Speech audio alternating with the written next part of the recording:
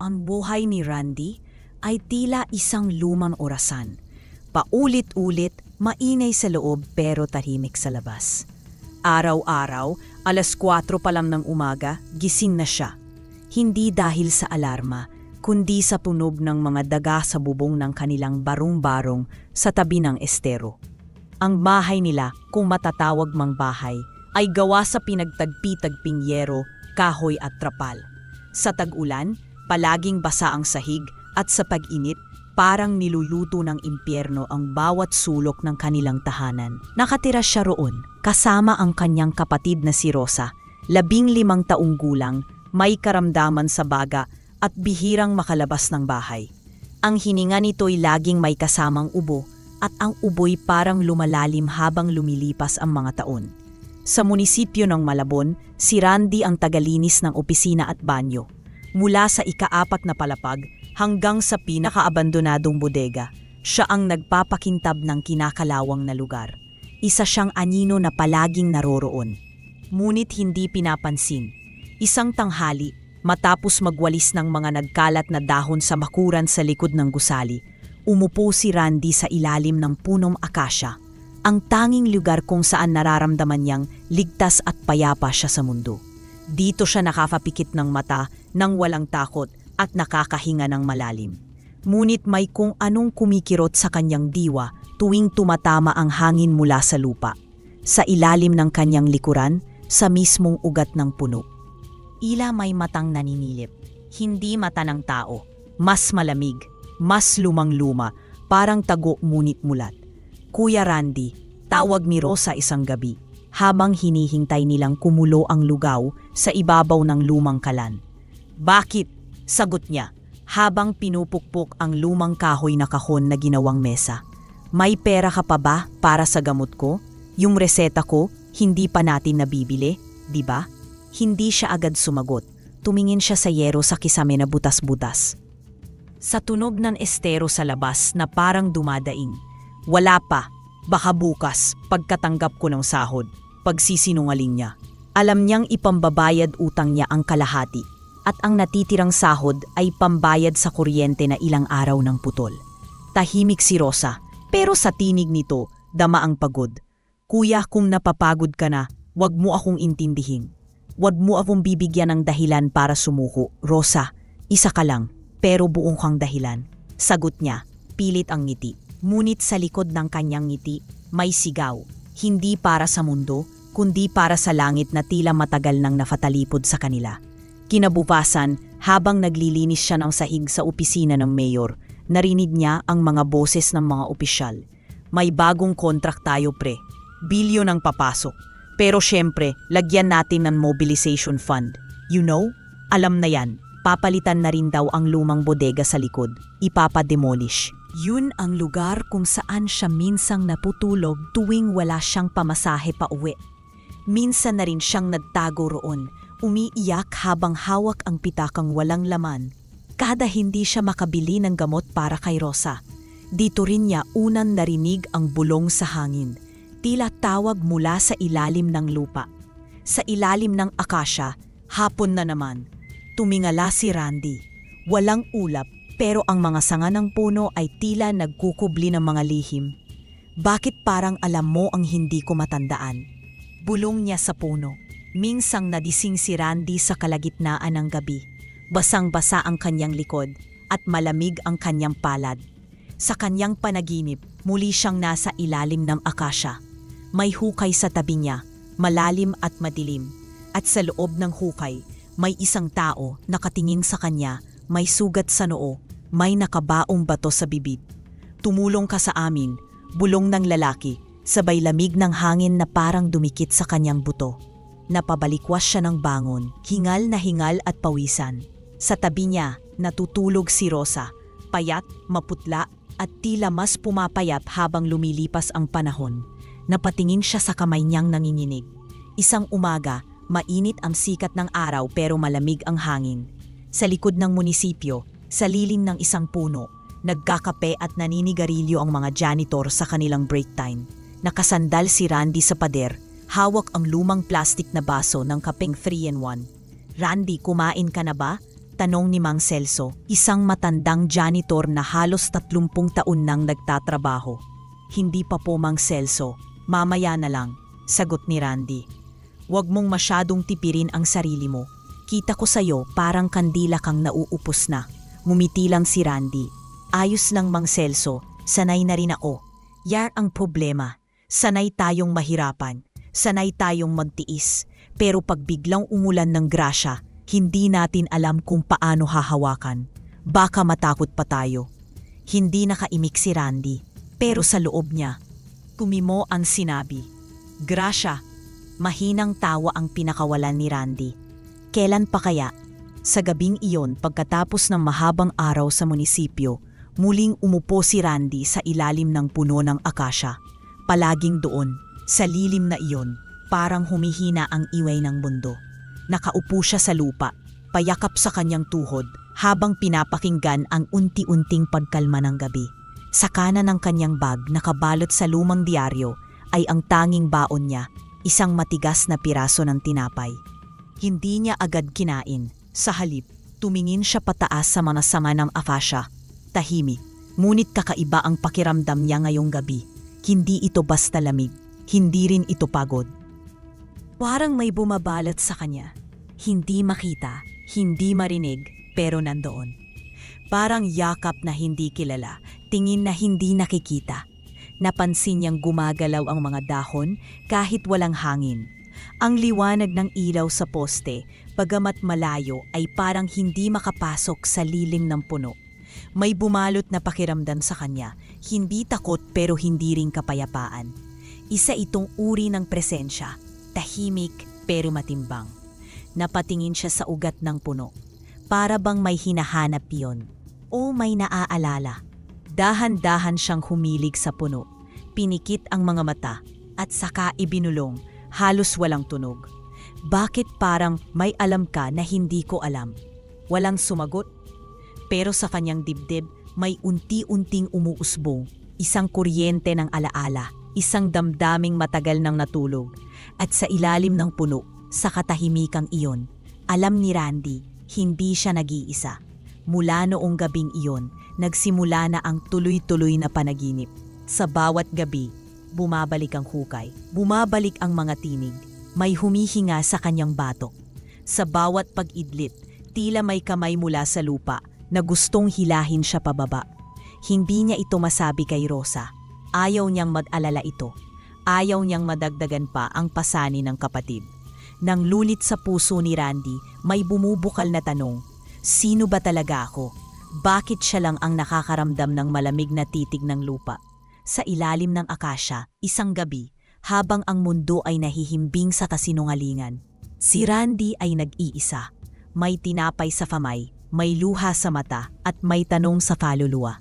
Kung ang katahimikan ay may binubulong, bakit ako ang nakakarinig? At sa mga ugat ng puno, isang mahinang tinig ang halos hindi marinig. Dahil ikaw, Randy, matagal ka ng isa sa mga pinili.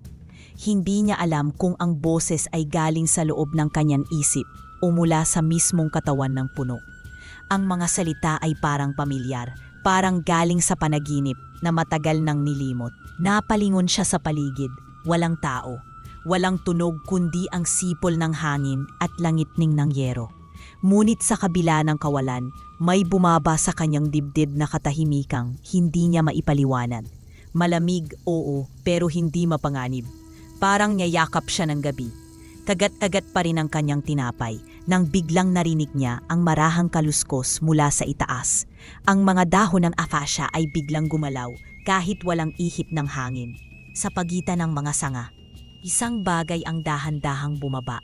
Hindi tunog ng daga, hindi palahaw ng pusa. Isang mahinghing pagaspas ng mga pakpak, mabigat, mabagal, tila sinasadyang marinig. Paglingon niya, nakita niya ito. Isang puting kwago, malaki at maganda, dumapo sa isa sa mga pinakamalaking sanga ng puno ng akasya. Ang balahibo nito ay mapusyaw na tila usok, at ang mga matay hindi lamang tumitingin. Tila sinusukat ang bawat himaymay ng kanyang kaluluwa. Sa ibabaw ng ulo ng ibon ay may marka, isang guhit sa balahibo na hugis korona. Bahagyang mas mapusyaw kaysa sa puting balat nito. Sa bawat kisap ng buwan, ang anyo nito'y kumikislap ng banayad, parang tala na itinago sa pagitan ng liwanag at anino. Hindi kumurap si Randy. Ang ibon ay hindi rin kumilos. Tila nagtitigan sila sa pagitan ng katahimikan. Parang dalawang nilalang na matagal nang magkakilala, ngunit ngayon lamang nagkita ng buo ang anyo. Hindi ka bangungot, bulong ni Randy. Wala pa ring sagot, ngunit nang tumipig siyang muli sa mga mata ng ibon, parang may pumasok sa kanyang isip, isang alaala na hindi niya alam na naroon. Boses ng isang bata, isang gabi ng ulan, isang kamay na kumakawala, isang hukay, isang sulyap ng isang matang puno ng takot. Napaigdad siya sa pag-upo, kumapit sa tinapay, nagpigil ng hininga. Ang ibon ay hindi gumalaw, ngunit sa mga mata nito, may tila malungkot na paalala na ang mga bagay na nalimot ay hindi nawawala. Kundi naghihintay lang muling buksan. Hindi ko alam kung ano ka, mahinang sabi ni Randy, pero hindi mo ako tinatakot. Ilang segundo ng katahimikan. At saka, halos hindi niya napansin ang kanyang ginagawa. Inilahad niya ang kalahating tinapay, maingat, walang ingay. Parang alay. Ito lang ang meron ako, dagdag niya. Pero kung gusto mong makipagkaibigan, wala akong ibang maiaalok.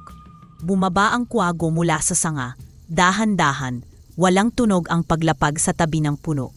Tumayo ito sa harap ng tinapay, tinitigan si Randy at saka marahang kumain. Tahimik, walang ingay kundi ang kaluskos ng tinapay sa tuka. Si Randy ay nakatitig lang, parang bata sa harap ng isang nilalang mula sa alamat. At sa kanyang loob, may nagbukas na damdamin, hindi takot, kundi koneksyon. Isang tahimik na unawaan na hindi kailangan ng salita. Ano ka ba talaga? Tanong ni Randy, halos mahina at pabulong. Bigla siyang nakarinig ng boses, hindi mula sa labas, kundi mula sa loob ng kanyang isipan. Hindi malakas, pero malinaw. Ako ang bantay ng mga nawawala. At bakit ako? Dahil hindi mo ako iniwasan. Hindi mo ako tinanong kung ano ang mapapala mo. Hindi ko naman talaga alam kung anong nangyayari. Sagot ni Randy, napapailing. Wala akong natapos. Hindi ako marunong sa mga ganyang bagay. Ang alam ko lang, umupo rito at magtiis. Ang mga nagtitiyaga, Randy, sila ang tunay na nakakakita. Tumahimik muli ang gabi. Ang kwago ay natapos na sa pagkain at muling umakyat sa sanga. Umupo roon, pinikit ang mga mata, ngunit hindi pa rin umaalis.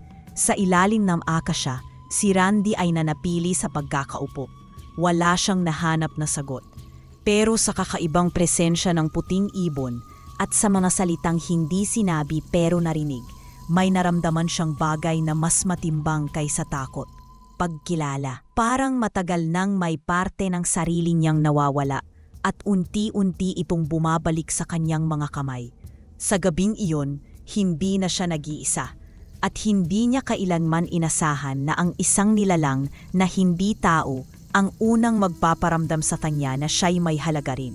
Kinabukasan, maaga pa lang ay nasa munisipyo na si Randy. Ang mga yapak niya sa sahig ng pasilyo ay parang sinasalubong ng alikabok at katahimikan. Karaniwang umaga para sa isang janitor. Ngunit sa loob-loob niya, ibang Randy na ang gumigising ngayon. Hindi niya pa alam kung bakit, pero may gumagalaw na sa ilalim ng kanyang katahimikan. Pagdating niya sa silong, kung saan naroroon ang kanilang maliit na pantry at mga locker, napahinto siya bago pa man mabuksan ang sa kanya. Hindi niya alam kung bakit, pero parang may humihinga mula sa loob nito. Dahan-dahan niyang binuksan ang pintuan. Nandoon, nasa gitna ng tuyo at lukot na uniforme, isang makislap na batong bughaw. Parang isang patak ng langit na natulog sa bakal. Kumikinang ito sa ilalim ng mahinang ilaw. Parang humihinga, parang mulat, walang nakakita. Tahimik niyang kinuha ang bato. Iniikot-ikot sa palad, saka iniipit sa puting panyo. Isinilid niya ito sa bulsa ng kanyang dibdib. Walang tanong, pero daman niya ang bigat at sigaw ng presensya nito. Sa pantry. Habang nagkakape sa harap ng lumang electric fan na mahina na ang ikot, lumapit si Mang Celso, ang pinakamatagal ng janitor sa munisipyo. Randy, bati nito habang umuupo. Bakit parang may mabigat sa'yo ngayon? Numiti si Randy, pilit, saka sumagot.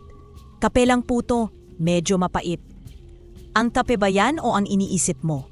Biro ni Mang Celso, pero bigla siyang naging seryoso. Dati, madali kitang maintindihan. Ngayon, parang may tinatago ka o baka hindi mo pa kayang sabihin. Matagal bago sumagot si Randy, tiniigan niya ang tasa, saka bumulong. May mga gabi po kasi na parang hindi ako natutulog, pero hindi rin ako gising. Para akong sinusundan ng hindi ko makita. Hindi ako takot, pero parang hindi ka rin ligtas, sabat ni Mang Celso, mahinahon. Napatingin si Randy sa matanda. Paano niyo po nalaman? Huwag mong pagtawanan ng mga lumang pa ako. Bago ako naging janitor dito, marami na akong nadaan ng lugar na may matang hindi mata at hiningang hindi galing sa tao. Ang tanong lang, Randy, tumatakbo ka ba o tinatawag ka na? Hindi nakasagot si Randy, pero sa loob niya, alam niyang tama ang tanong at hindi niya pa kayang sagutin. Sa mga sumunod na gabi, pagkatapos ng mahabang araw ng trabaho, hindi na siya nagdalawang isip. Bit-bit ang piraso ng tinapay, bumalik siya sa ilalim ng akasya. Nandoon na si Ulap, ang puting kuwago na may markang hugis korona sa ulo. Tahimik itong dumadapo sa sanga, palaging nasa parehong oras, palaging sa parehong lugar. Pinangalanan niya ito ng Ulap, hindi dahil sa kung ano ang nagagawa nito, kundi dahil sa kung paano ito naramdaman. Kasing puti ng ulap at kasing lihim ng ulap na tinatakpan ng araw. Ulap, bulong ni Randy minsang ibinaba niya ang tinapay sa ugat ng puno. Parang hindi kita gusto sa simula, pero ngayon, hindi na kita kayang baliwalain. Hindi sumagot ang kuwago, pero sa katahimikan, parang umihip ang hangin mula sa ilalim ng lupa. Tuwing umaga, may bago na namang hiya sa kanyang locker. Hindi lang bughaw, may safiro, malamig at asul na parang panaginip ng dagat. May ruby, pula, masangsang ang ningning, parang patak ng lumang pangakong duguan. May esmeralda, berde, buhay, parang mata ng isang lihim. May diamante, maliit, pero ang sinag nito ay parang inilaan para sa langit. Minsan pa nga, may tila itim na hiyas na kumikislap sa loob ng dilim, parang aninong kristal. Lahat ay isinilid niya sa isang kahon na tinahi niya mula sa lumang sapatos. Hindi niya pinagsasabi kahit kanino, hindi niya ipinagmalaki. Para kay Randy, ang mga hiyas ay hindi premyo, kundi paalala. Paalala na may mata ang lupa at may pakpak ang gabi. Isang gabing malamig, habang nagpapahinga siya sa banig sa tabi ni Rosa, may naramdaman siyang paghipo sa batok. Hindi ito hangin, hindi ito kilabot.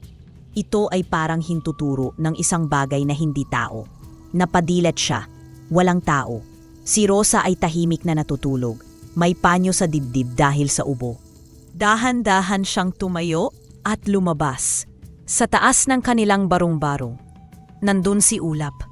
Ulap, Aniya, ano ba talaga ang gusto mo? Tahimik. Bakit ako? Hindi ako espesyal, hindi ako matalino.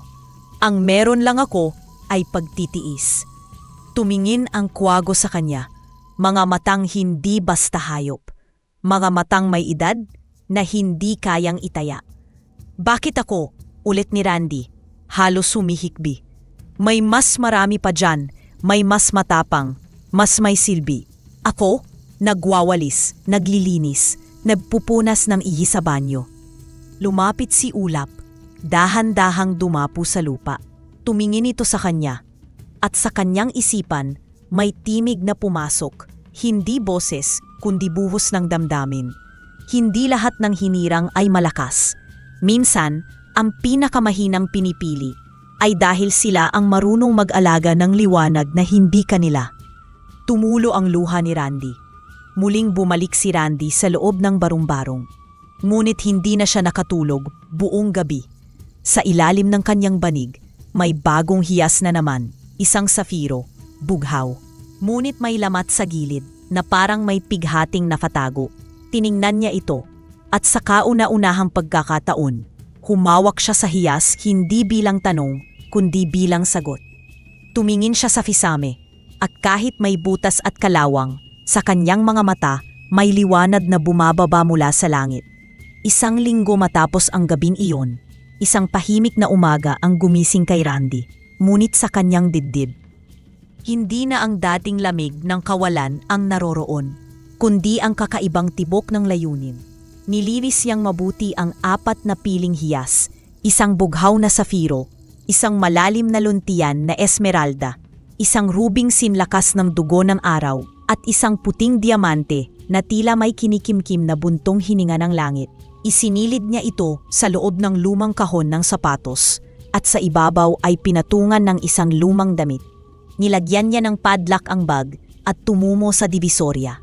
Kahit halos wala siyang ideya kung anong mangyayari, sa loob ng isang alahera sa Umpin, ang jewelry shop ay may makapal na salamin, maraming ilaw at mga kahong may velvet lining na puno ng alahas. Ngunit sa gitna ng karangyaan, si Randy, nakapang jacket na kupas, may ngiting pigil at hawak ang kahon ay para pa ring hindi parte ng tanawin. "Sir, pakitingin lang po," mahinahon niyang sabi sa lalaking alahero sa likod ng counter. Isa-isang inilabas ng alahero ang laman. Nang tumama ang unang sinad ng ilaw sa safiro, napahinto ito. Napakunot noo. "Pakiulit na po. Saan ninyo ito nakuha?" tanong ng alahero. Halatang nanginginig ang tinig. "Pamana po," simpleng sagot ni Randy. Napatawag ng manager ang alahero. Isang matandang babae ang lumapit. May suot na salamin at pulseras na tila mas mahal pa sa buong bahay ni Randy. Tumitig siya sa mga bato. Hindi ito pangkaraniwan, aniya. Napakaganda, nakakamangha. Ang ganitong uri ng safiro, bihira na. Ang ganitong kulay ng ruby, mas bihira. At ang diamante, parang may sariling liwanag. "Magkano po ang halaga?" tanong ni Randy. Mahinahon. Hindi siya mukhang sabik, hindi siya mukhang gutom. Pero sa kanyang mga palad, alam niyang ang halagang makukuha ay maaaring makapagpagaling kay Rosa, makapagpalit ng bubong, makapag-umpisa. "Kung ibebenta mo silang lahat," sabi ng manager, "makakabili ka na ng bahay. Malaking pera ang halaga ng mga ito, iho." Tumango si Randy. Ilang saglit pa, binala ng manager ang mga hiyas sa loob, ipinasuri sa isang eksperto, at bumalik na may nakahandang makapal na sobre ng pera. Binilang ito sa harap niya, maingat, parang ayaw madumihan ng hangin. Ibinigay ito sa kanya ng may ngiti. "Inyo na po, sir," sabi ng cashier. Medyo nanginginig ang boses, waring hindi sanay na sir ang tawag sa isang taong nakatsinelas. Tinitigan ni Randy ang salansa ng pera sa kanyang mga kamay. Mabigat, mainit, parang buhay. Tahimik muna siya, huminga ng malalim. "Ngayon lang ako nakahawak ng ganito kalaking pera," wika niya, mahina gunit buo. Maraming salamat po." May bakas ng luha sa kanyang mata, hindi dahil sa yaman, kundi dahil sa pag-asa. At sa kanyang dibdib, parang may muling nabuhay na panaginip. Sa bahay sa hapon ng parehong araw, pagkatapos ng araw ng pagbebenta sa Umpin, dumaan si Randy sa isang fast food restaurant sa gilid ng palengke. Yung may aircon, maliwanag ang ilaw, at palaging puno ng amoy ng mantika at matamis na ketchup. Sa unang pagkakataon, hindi siya nagdalawang isip na umorder ng 2 hamburger meal. May fries at soft drink pa. Mainit, malasa, laman na hindi manipis, tinapay na hindi sira ang gilid. Pagka-uwi niya, nadatnan niyang nakaupo si Rosa sa gilid ng papag, hawak ang lumang pamaypay at humihinga ng malalim. Pagpasok niya, agad itong napatingin. "Oy kuya, ang bango mo ah! Amoy pagkain!" biro ni Rosa. Nanlalaki ang mata habang inaamoy ang dala niyang plastic bag. Mumiti si Randy at iniabot ang isang meal box. "Kumain ka habang mainit pa," sabi ni Randy. May ngiti sa kanyang mukha na hindi niya kayang itago. Kinagat ni Rosa ang hamburger, sabay na papikit. "Ang sarap nito kuya, may egg pa, tapos may cheese. Hindi mo naman birthday ah." Tiningnan niya si Randy, napatawa. "Anong meron? Jackpot ka sa scratch card?" Hindi sumagot si Randy. Dahan-dahan niyang inilabas mula sa kanyang bulsa ang isang makapal na sobre. at inilapag sa mesa, tahimik. Wala siyang sinabing kahit ano. Hayaan muna ang papel ang magsalita. Tumingin si Rosa, unti-unting binuksan ang sobre. Pagkasilip pa lang sa loob, nanlaki ang kanyang mata. Kuya, halos hindi makapaniwala ang tinig niya. Ang dami nito. Saan mo nakuha to? Hindi mo naman to. Hindi mo naman kinuha sa kung saan, no? Tumawa si Randy, mahina, payapa. Hindi, Rosa. Hindi ako nagnakaw. Hindi ako nanalo sa sugal. May mga bagay lang talaga na dumating sa paraang hindi ko rin maintindihan. Pero alam kong totoo siya. Tumingin si Rosa sa hamburger niya, tapos muling tinitigan ang kapatid. Totoo ba talaga to? Mas totoo pa sa lahat ng tinapay na kinain natin sa loob ng 3 taon. Sagot ni Randy sabay ngiti. Kaya mo ba kung gamuting gamit to? Tanong ni Rosa, halos hindi makatingin ng direkta. Parang natatakot umasa. Hindi lang gamutin, sabi ni Randy. Bukas pupunta tayo sa klinika sa kabilang bayan, doon sa may mas maayos na gamit. At pagkatapos nun, lilipat tayo ng bahay, yung hindi tumutulo ang bubong, yung may tunay na pinto, yung hindi na tayo mangangamba kapag umuulan. Tahimik si Rosa. Sa pagitan ng kagat sa hamburger at hawak sa sobre, napaluha siya, pero ngumiti pa rin. Ang galing mo kuya, sabi niya. Kahit kailan hindi mo ako pinabayaan, akala ko. Sanay na tayo sa barong-barong eh. Sanay, oo. Pero hindi ibig sabihin gusto natin yung habang buhay. Ilang linggo ang lumipas. Naipagamot si Rosa. Hindi man agad-agad ang paggaling, pero araw-araw ay may pagbabago. Sa bagong klinika, mas maayos ang gamit at ang mga doktor ay hindi lang nakatingin, nakikinig din. Bawat pag-ubo niya ay may lunas. Bawat gabi, mas mahimbing ang tulog. At oo, lumipat sila ng bahay. Bahay na may matibay na pader, kisame na hindi butas, pintuan na may lock, at bintana na may kurtina. May sariling paliguan, may lutuan, may lugar para kay Rosa na magbasa at kay Randy na makapagpahinga. Hindi ito bahagi ng panaginip. Ito'y bunga ng tahimik na kabutihan na hindi humingi ng kapalit. Sa unang gabi sa bago nilang tahanan, habang nakahiga si Rosa sa bagong kama, nilapitan niya si Randy at bumulong. Kuya, salamat. Hindi lang sa hamburger. Hindi lang sa bahay. Sa lahat. Mumiti si Randy at tumango. Ngunit sa kanyang puso, alam niyang hindi pa tapos ang lahat.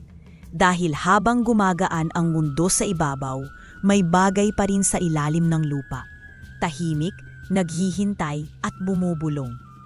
Isang gabi malakas ang ulan. Sa bawat patak sa bubong, may kaakibat na tunog na tila hindi lang gawa ng tubig, kundi mga salitang humahalo sa hangin. Habang natutulog si Randy sa tabi ng lumang bentilador. Nagising siya sa isang panaginip. Hindi dahil sa lamig, kundi dahil sa isang pamilyar na tinig na mababa at marahang umuuol. Ang prinsesa'y itinago, ang lupa'y di makakalimot. Sa kanyang panaginip, tumayo siya ng marahan, binuksan ang pinto at tinungo ang puno ng akasya. Ang puno ay basa sa ulan, ang mga ugat nito'y tila humahaba, gumagapang sa lupa na para bang may hinahanap. Sa bawat paglapit niya, may malamig na simoy ng hangin na tumatama sa batok niya. At bigla siyang nasamid, hindi sa ulan, kundi sa bigat ng presensyang naroroon. Randy, napalingon siya sa boses pero walang tao. Isang babae ang biglang lumitaw sa gitna ng panaginip. Basa ng putik ang kanyang kasuotan, may bitbit na batong hugis puso at namumutla ang labi. Iligtas mo kami, bulong nito. Halos pakiusap na puno ng lungkot bago siya tuluyang nilamon ng isang madilim na gubat sa kanyang panaginip. Sa gitna ng dilim, nakatayo si Randy. Nakapalibot sa kanyang paanan ang liwanag na umiikot na parang sagradong simbolo. Nakatingin siya sa itaas, sa puno ng akasya na ngayoy puno ng mata, mga matang basa ng luha nakabaon sa bawat dahon at sanga. Alam niyang nananaginip siya. Ngunit ang bigat sa dibdib ay totoo. Ang hangin ay parang hininga ng daan-daang kaluluwa. At sa puso niya, may pumipintig na matagal nang nanahimik, ang pakiramdam ng pagkakasala. Kinabukasan, bumalik siya sa trabaho sa munisipyo, tahimik. Gaya ng dati, pinag-utusan siyang tumulong sa paglinis ng kanal sa likod, kung saan may balak silang ayusin ang linya ng tubig. Bit-bit ang pala, sinimulan niyang hukayin ang matigas na lupa, basa at mabigat dahil sa ulan kagabi. Ngunit pag-ikot ng ikalawang pala, may tumama siyang matigas, hindi bato, kundi bagay na may hubog. Inyuo niya ang katawan, nilinis ang paligid ng lupa at unti-unting lumitaw ang hugis ng isang bungo ng tao. Napaatras siya. May butas ito sa noo at sa pagitan ng ngipin may nakasingit na maliit na hiyas, hugis luha, kulay bughaw. Sa paligid ng bungo ay may mga ukit sa lupa, mga hugis bituin, bilog na may mga palad at mga simbolong tila sinaunang baybayin. Luminga siya sa paligid, ngunit tila walang ibang naroroon. Sa di malamang dahilan, hindi siya makaalis, parang may utos ang lupa. Hindi lahat ng tagapagdala ay matagumpay. Isang malamig na tinig ang tumagos sa kanyang tayna. Wala siyang nakita. Ngunit ang balat niya ay nanlamig. Hindi niya alam kung saan galing ang boses, pero naramdaman niya ito mula sa ilalim ng pumo. Mabilis siyang umatras, naiwan ng pala at nilisan ang likod ng munisipyo. Ngunit pagdating sa bahay, hindi niya na muling nakuha ang katahimikan sa gabi. Sa mga sumunod na gabi, pinagmumultuhan si Randy ng mamatinig sa kanyang panaginip. Hindi lang boses kundi mga imahe, mga taong umiiyak, tumatawa, sumisigaw ng tulong. Lahat sila'y may hiyas sa bibig. Lahat sila'y may hukay sa noo. Sa isang panaginip, may isang binatang lalaki na humawak sa kanyang pulsuhan, basa ng luha ang mata, at sinabi, "Ikaw ang dapat tumapos." Nagising siya na may hawak na pulang hiyas sa kanyang palad, bitak-bitak at malamig na parang yelo. Ang kabigatan ng hiyas ay hindi pisikal kundi espiritual. Parang may pasan siyang alaala na hindi kanya. Napatingin siya kay Rosa na mahimbing na natutulog at sa kanyang loob parang binunot ang hininga. Naunawaan niyang may dahilan kung bakit siya ang pinili. Ngunit ang tanong, ano ang halaga ng pagpili kung marami na ang nawala bago siya?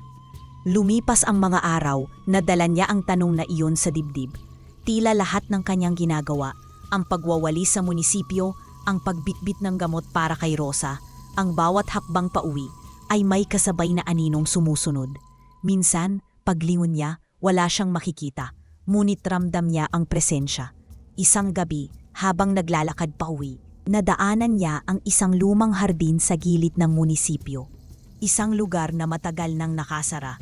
Ang bakod ay kalawangin at ang mga pasoy na pupunong ng lumot. Nang sumilip siya sa loob, napansin niyang may kumikilos.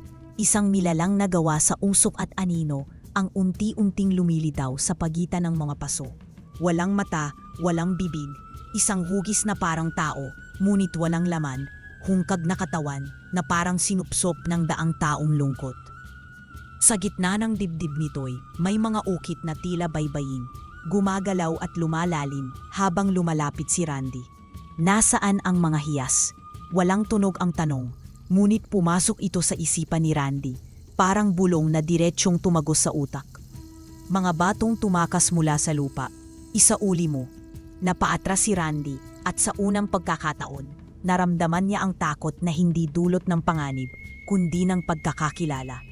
Ang anyo ng nilalang ay pamilyar, hindi sa itsura, kundi sa presensya. Parang ito ang naging anino ng lahat ng mga tagapagdala na nabigo. Parang ito ang anyo ng pagkatalo. Hindi mo ako pwedeng pagtakpan, muling bulong ng anino. Hindi ka pinili upang itago, kundi upang tapusin ang utang.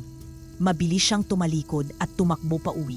Hawak ang kanyang dibdib na tila may bumabagsak sa loob. Nang makarating siya sa harap ng barong-barong, wala na si Rosa sa fama. Nasa labas pala, pinapanood ang ulan. Ngumiti ito at sinabing, "Parang may bagyo." Pero hindi ako kinakabahan. Ngumiti si Randy pabalik, kahit ang katawan niya ay nangangatok. Kinagabihan, lumabas muli si Randy at naupo sa ilalim ng puno ng akasya. Sa lilim nito, naramdaman niyang ligtas siya. Kahit ang mga daliri niya ay bahagyang nanginginig pa rin, dala ng lahat ng nasaksihan at nalaman. Sa kanyang palad, hawak niya ang pulang hiyas, bitak-bitak at malamig, ngunit sa loob nito'y may liwanag na kumikislap.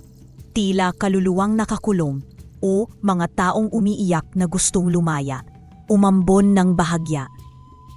At ang simoy ng hangin ay may dala pa ring panaghoy, mga bulong ng mga taong hindi kailanman nakaalis sa ilalim ng lupa. Sa kabila ng lahat, piniling umupo ni Randy. Sa katahimikan, tinanggap niya ang bigat ng hindi kanya. Biglang dumapo si Ulap, ang puting kwago, sa pinakamababang sanga, tahimik, nakatitig sa kanya. Ulap, mahinang sambit ni Randy.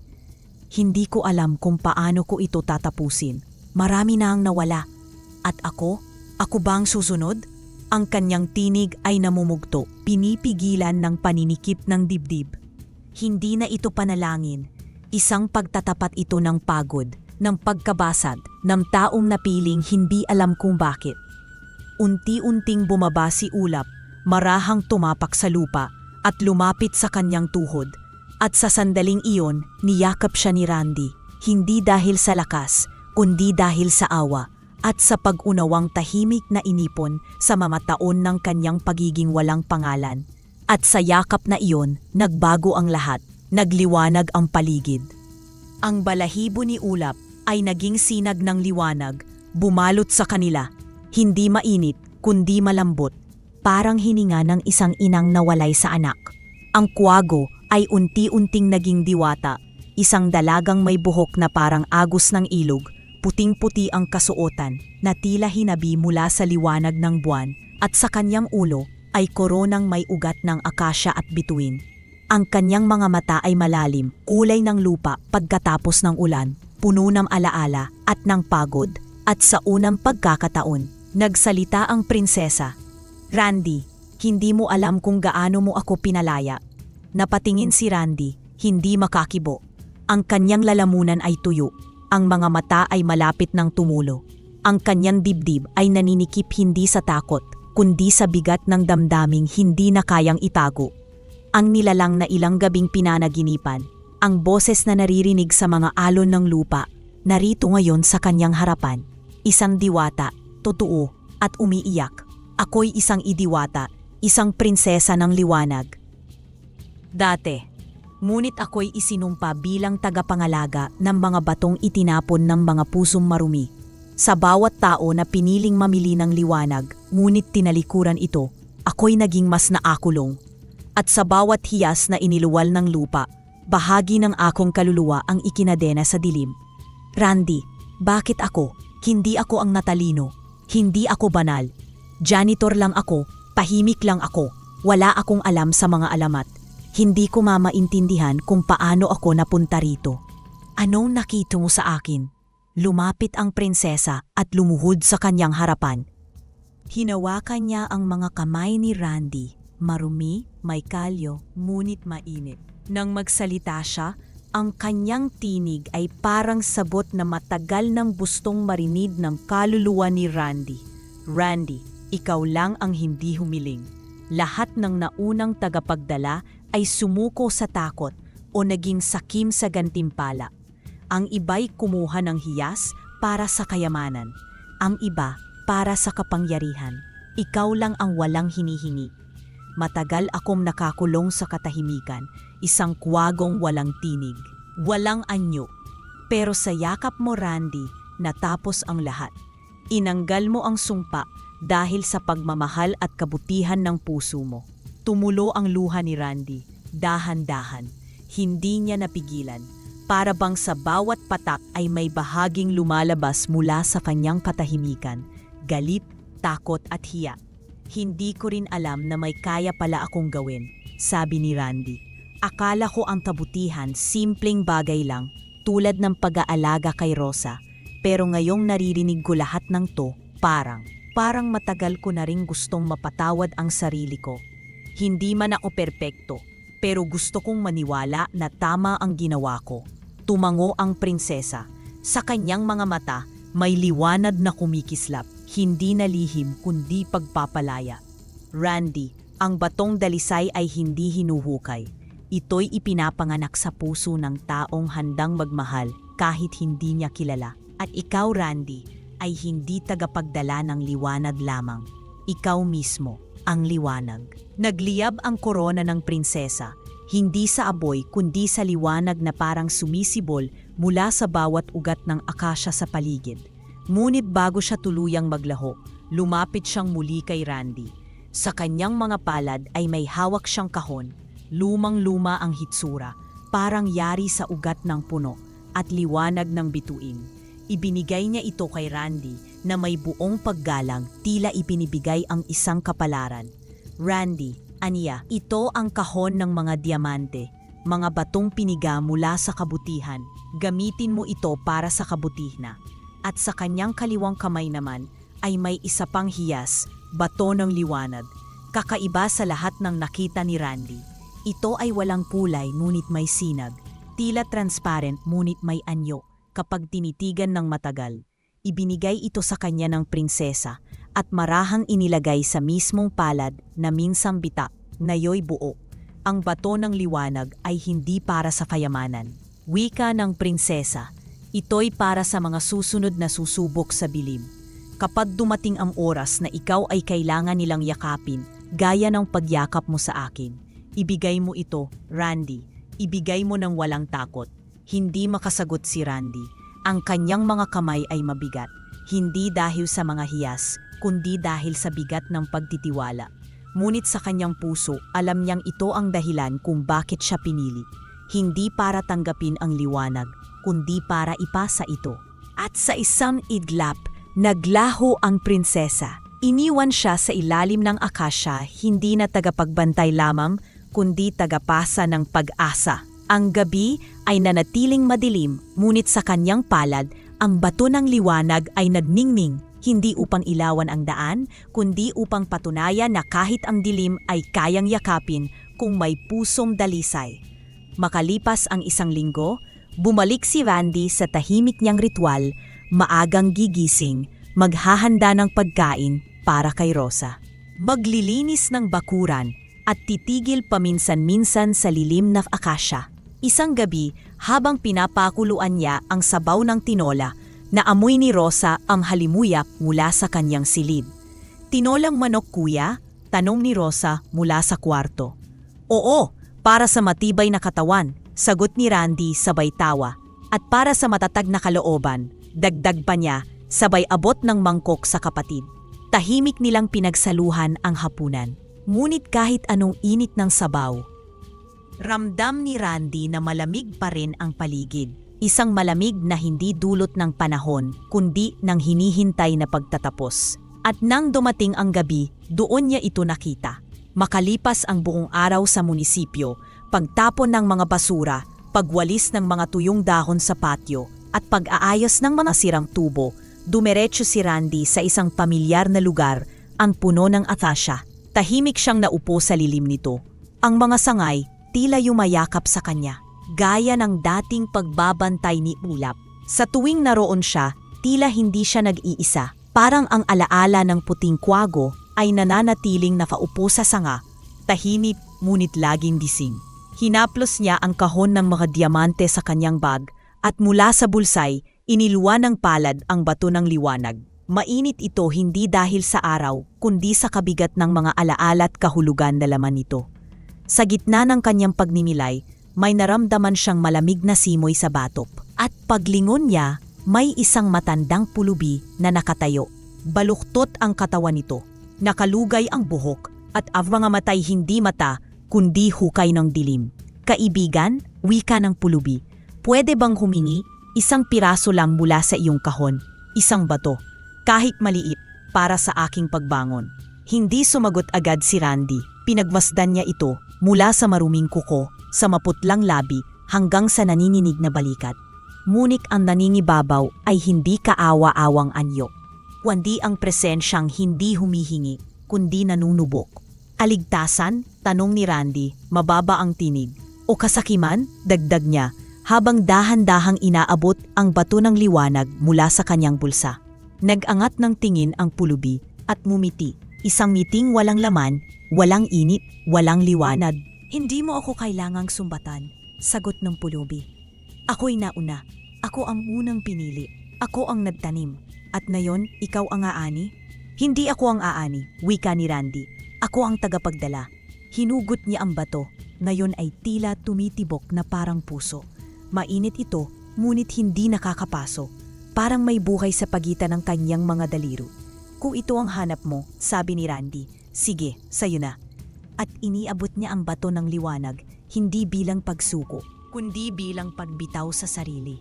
Sa sandaling mahigpit niya itong hawakan, may biglang dumaluyong init mula sa palad patungo sa kanyang buong katawan. Napasigaw siya, isang sigaw na hindi ng tagumpay kundi ng pagbabalat ng kaluluwa. Ang liwanag ay sumiklab mula sa loob ng bato, tumulupot sa kanyang katawan at tumagos sa kanyang anino. Sinipsip ang kadiliman sa kanyang mata, sa kanyang bibig, sa bawat bahagi ng kanyang pagkatao.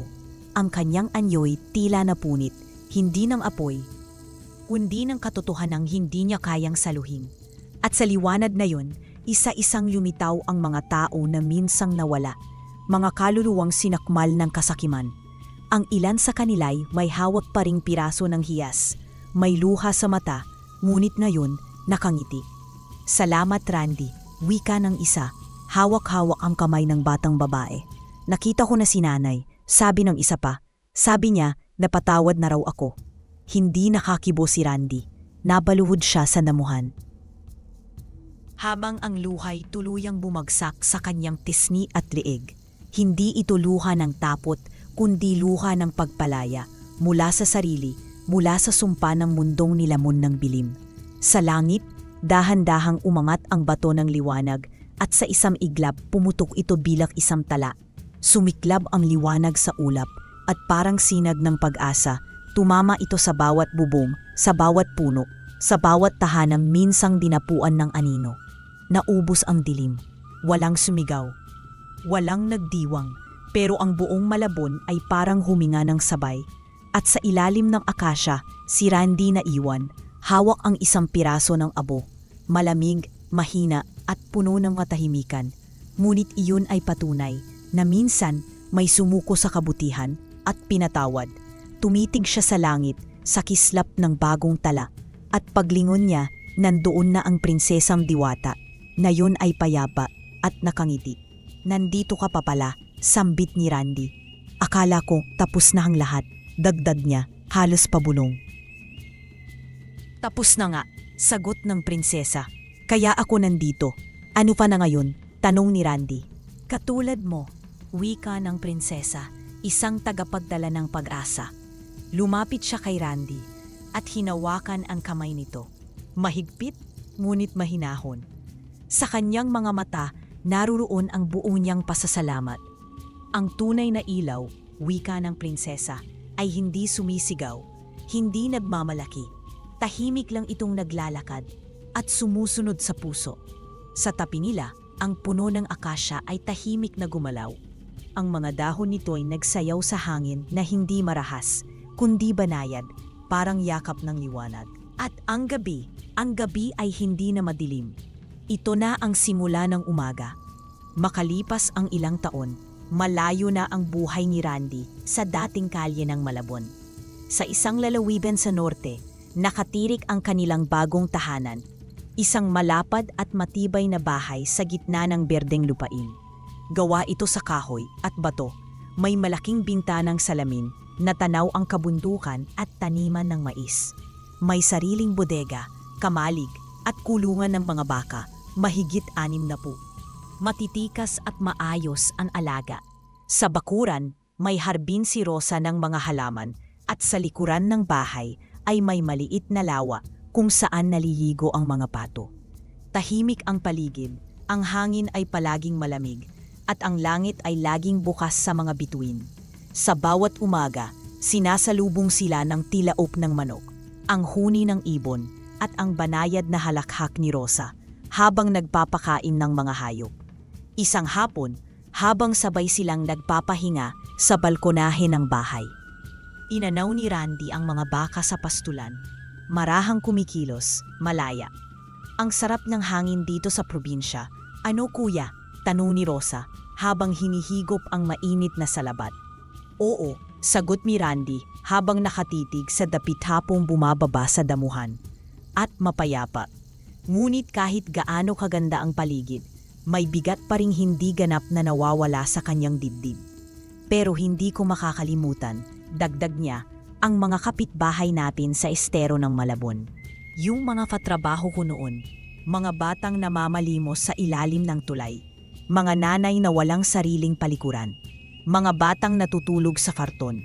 Natahimik si Rosa, sa pagitan ng hangin at ng kuliglig, nakiramdam siya sa bigat ng pinig ng kanyang kapatid. Hindi natin sila pwedeng kalimutan, kuya, sabi niya malumanay. Hindi lang sila alaala, bahagi sila ng dahilan kung bakit tayo nandito. Tumango si Randy. May natanggap akong balita kahapon, wika niya. May baha at sunog na naman sa Tunsuya. Marami ang nawalan ng bahay. Pinikit niya ang mata at huminga ng malalim. Panahon na siguro. Panahon saan? Tanong ni Rosa. Panahon para maibalik ang kabutihang binigay na biyaya sa atin, sagot niya. Gagamitin ko ang mga natirang diamante. Magpapagawa ako ng isang apartment complex sa Malabon para sa kanila. Para sa mga nawalan pero hindi pa sumusuko. Pagkatapos ng isang taon, sa gitna ng Tunsuya, tumindig ang isang gusaling hindi marangya, ngunit matibay. Kulay lupa ang pader at sa harapan nito'y may mga ukit, hugis bituin, dahon ng akasya at isang puting kuwabo na nakadapo sa sanga. Walang pangalan ang proyektong nakaukit sa harapan. Walang engrandeng seremonya. Ngunit lingid sa kaalaman ng marami, ang buong proyekto ay isinadawa sa ilalim ng ibang pangalan at ni minsan ay hindi nabanggit kung sino ang tunay na nagpagawa ng gusali. Sa loob ng gusali, may isang kwadro na nakasabit sa pader. Larawan ito ng puno ng akasya, may puting kuwago sa pinakamababang sanga at isang liwanag sa likod nito. Liwanag na tila sumisilip sa gitna ng dilim. Sa ilalim ng larawan, may nakasulat, sa mundong puno ng kasakiman, ang pusong mapagbigay ang tunay na mayaman. Isang letrang R lamang ang iniwang lagda. Ngunit araw-araw, tumitigil ang mga bata sa harap nito, tahimik, parang nararamdaman ang init ng larawan. Ang mga matatanda, kapag dumadaan, ay humihinto sandali para tumango. Tila nagpapasalamat sa misteryosong taong, bagamat hindi nagpapakilala, ay naging dahilan ng panibagong simula ng kanilang buhay. Sa isang sulok ng apartment, nagtanong ang isang batang babae habang nakapingala sa bintana ng apartment, "Mama, sino po ang gumawa ng gusaling ito?" Ngumiti ang kanyang ina at sabay sabing, "Hindi ko alam." Pero ang sabi nila ang gumawa raw ay isang taong tahimik na minsang binantayan ng isang kuwago. Sa probinsya, habang pinapakain ni Randy ang kanyang mga baka, napatingala siya sa langit. Sa taas, may anino ng isang puting kuwago na lumilipad. Tahimik, walang tunog. Ngunit sa puso niya, alam niyang ang gabing iyon ay binabantayan muli.